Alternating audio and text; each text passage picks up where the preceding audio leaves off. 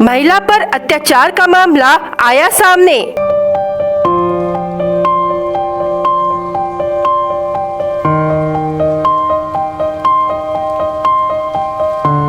भंडारा जिले में क्या महिलाएं सुरक्षित नहीं?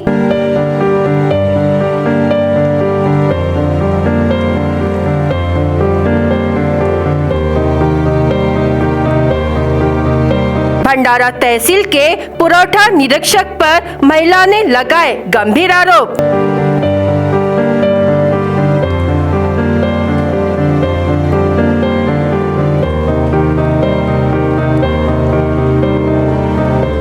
पुरौठा निरीक्षक के खिलाफ भंडारा पुलिस थाने में शिकायत दर्ज।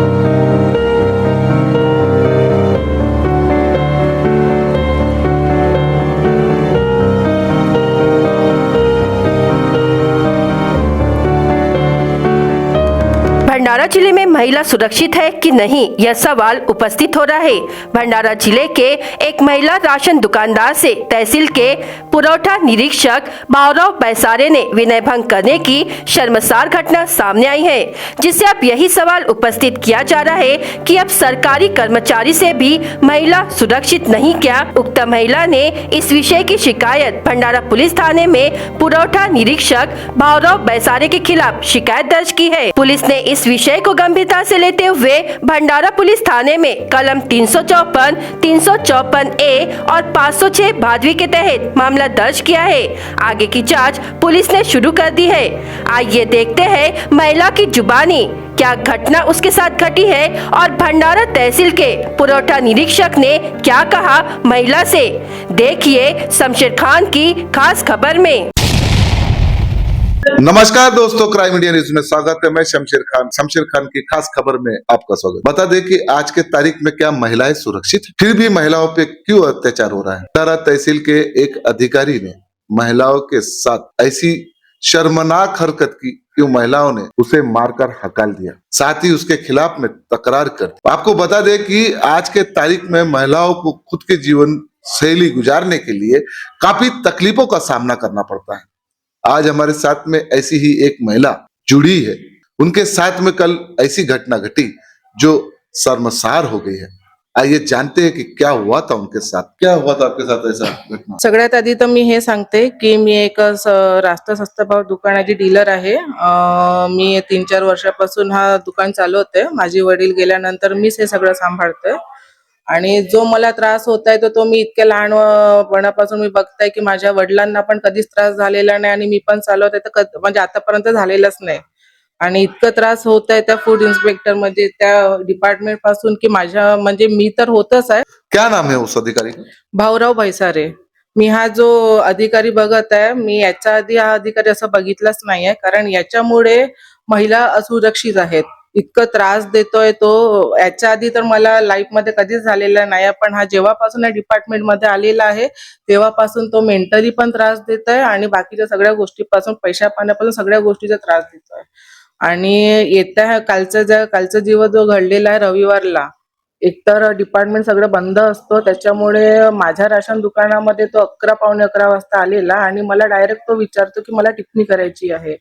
तर त्यावेळेस माझ्या राशन टिप्पणी म्हणजे आपलं हे वाटप कसं वाटतं आपण, किती तांदूळ गहू वगैरे देताय, किती वाचलेला आहे, किती झालेला आहे, त्या सगळ्या गोष्टीची टिप्पणी असतो। तर त्याच्यामुळे मी त्याला बोलली की तू थोड्या वेळानंतर, म्हणजे तुम्ही थोड्या वेळानंतर या, कारण खूप गर्दी आहे, लोक मजुरीवाले लोक आहेत, त्यांना जाऊ द्या आणि थोड्या वेळेत या। तर तो ऐकायला तयारच नाही। तरी त्याच्यानंतर मी त्याला हे म्हटलं, ठीक आहे तू रविवारच्या दिवशी आलेला आहे तुम्ही, तर मला एका लेखीमध्ये लिहून द्या की मी रविवारच्या दिवशी आलेला आहो आणि टिप्पणी करतो आणि साईन करून द्या। तर त्याच्यावर त्यांनी माझ्यासोबत खूप बहस घातलेली, म्हणजे इतकी बहस घातलेली की बाकीचे लोक पण त्याच्यावर बोलायला लागले। तर त्यावेळेस तो बोलला की ठीक आहे, थोडंसं मला एकट्यात तुझ्यासोबत बोलायचं आहे।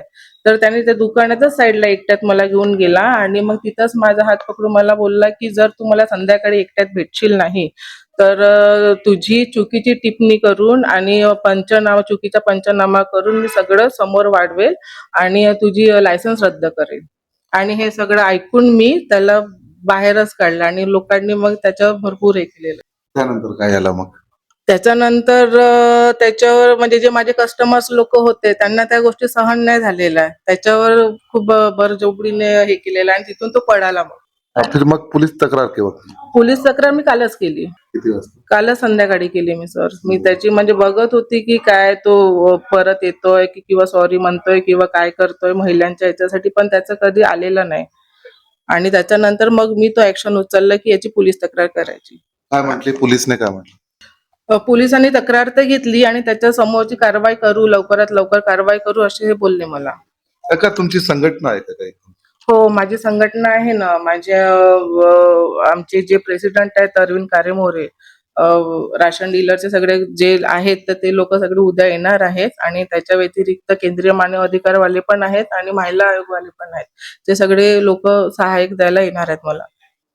आप महिलाओं के इतना अन्याय आपके साथ में हुआ, क्या चाहते हो कि दूसरी महिलाओं के साथ ऐसा अन्याय ना हो या कोई घटना ना हो, क्या मांग करना चाहते एक तर असं आहे की सगळ्याच बाया समोर येत नाही. हा अत्याचार जे बाया म्हणजे कामं करतात बाहेर, आणि असं नाही की ह्याच डिपार्टमेंटमध्ये ह्या सगळ्या गोष्टी होत असणार, बाकीच्या पण डिपार्टमेंटमध्ये होत आहेत, पण खूप साऱ्या बाया समोर येऊ शकत नाही. त्यांच्या बाकीचे सराउंडिंग असतात किंवा त्यांचा एक क्रायटेरिया असतो. पण कसं एखादी एक जर लेडीज समोर आली तर मग बाकी सगळ्या लेडीज तिच्या पाठीशी असतात. तर असाच हा भाग माझ्यासमोर आलेला आहे. माझ्या आधी पण बाकीच्या लेडीजला पण खूप त्रास झालेला आहे. मी एकटीच डीलर नाहीये इथं राशन शॉपमध्ये, बाकीचे पण राशन शॉपवाले आहेत, ते लेडीज आहेत, विधवा आहेत काही, त्यांच्यावर पण तो अत्याचार सुरू आहे, पण ते येऊ शकले नाही. आता ही जे गोष्ट जर मी समोर आणली तर माझ्या मागे ते पण आहेत आणि ते उद्या करतीलच, येतीलच समोर. आणि त्यांच्यासोबत पण म्हणजे मला असं वाटतं की कोणत्याच महिलांसोबत त्या अधिकारी लोकांनी आपलं वर्चस्व दाखवून किंवा आपला सीटचा उपयोग करून त्यांचा दुरुपयोग नाही केलेला पाहिजे. का पैशाची आहे का अगोदर मागणी केली होती का? हो. का वादविवाद का कशामुळे झाला? तो पैशाचेच माग करतोय. तो करप्टेड माणूस आहे. मग याच्या आधी भरपूर लोकांकडून त्यांनी पैसा घेतलेला आहे आणि त्यांना फक्त धमकी देतो की मी DSO कडे जाईल, तहसीलकडे जाईल, तुमचं असं खोटं आरोपी करून. आणि बाकीच्या लेडीज जे अशा आहेत की त्या स्टँड घेऊ शकत नाही, ते घाबरतात ह्या सगळ्या गोष्टीमुळे आणि ते लोक त्यांना पैसे पण देऊन देतात. अशा भरपूर साऱ्या लेडीज आहेत की त्यांच्याकडून त्यांनी पैसे घेतलेले आहेत. पण ह्या सगळ्या गोष्टी मी करू शकली नाही म्हणून त्यांनी माझ्याकडे वेगळा ट्रॅक करण्याचा प्रयत्न केलेला. का याच्यावर तुम्ही तक्रार केली होती कोणी मोठी अधिकारी? हा, मी तक्रार केलेली होती. त्याला समजवण्याचा खूप प्रयत्न केलेला, सरांनी पण समजवण्याचा प्रयत्न केलेला आहे. पण कसं आहे ना, ते थोडं किती नाही म्हटलं तरी इथं डिपार्टमेंटची पण थोडी चूक आहे. रविवारच्या दिवशी सगळे ऑफिसेस बंद असतात आणि माझा स्लम एरिया असल्यामुळे माझे जे सगळे जे लोक आहेत तिथले राशन दुकानाचे कस्टमर आहेत ते मजुरीवाले आहेत, त्यांना पण रविवारचाच दिवस मिळतो राशन द्यायला. तर त्याच वेळेस नेमके हे भैसारे सर आलेले आणि ह्या सगळ्या गोष्टी जे मी आतापर्यंत बोलली त्या सगळ्या घटना घडल्या. तर तेव्हा मी त्यांना शासनाच्या नियमानुसार म्हणजे माझं म्हणणं हेच होतं की जो अधिकारी आहे तो 3 महिन्यातून एकदा येऊ शकतो कोणत्याही राशन डीलरमध्ये. आणि दुसरं म्हणजे कोणतेही कार्डधारकाची तक्रार असली तेव्हा येऊ शकतं किंवा तांत्रिक कारणामुळे येऊ शकतो.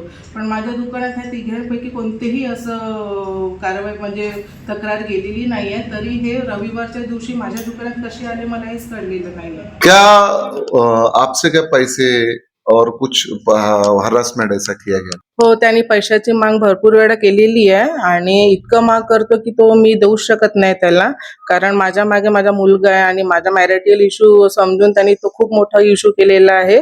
त्या दृष्टिकोनाने तो माझ्या मागे खूप लागलेला होता आणि कोणती पण खोटी तक्रार घेऊन माझ्या शॉपमध्ये यायचा आणि बाकीच्या गोष्टी करायचा तो.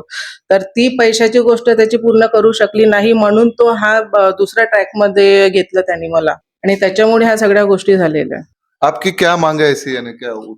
मेरी मांग यही है कि उनको सस्पेंड किया जाए जल्दी से जल्दी और मेरी तरह किसी और महिलाओं को ज्यादा परेशान नहीं किया जाए, क्योंकि वो सारी महिलाएं सामने नहीं आ पाती है। भंडारा गोंदिया जिला वासियों के लिए खुशखबर है। अब आपका मनपसंद channel BS crime media news अब आपके केबल नेटवर्क पर, जी हां, अपने केबल नेटवर्क के एशियन चैनल नंबर 13 पर उपलब्ध है। BS क्राइम मीडिया न्यूज पर खेल, राजनीति, क्राइम, साहित्य व अन्य खबरें प्रकाशित की जाती है। हमारे साथ जुड़ने के लिए तथा हमारे चैनल में खबरें, विज्ञापन आदि के लिए संपर्क करें 8669151757 पर।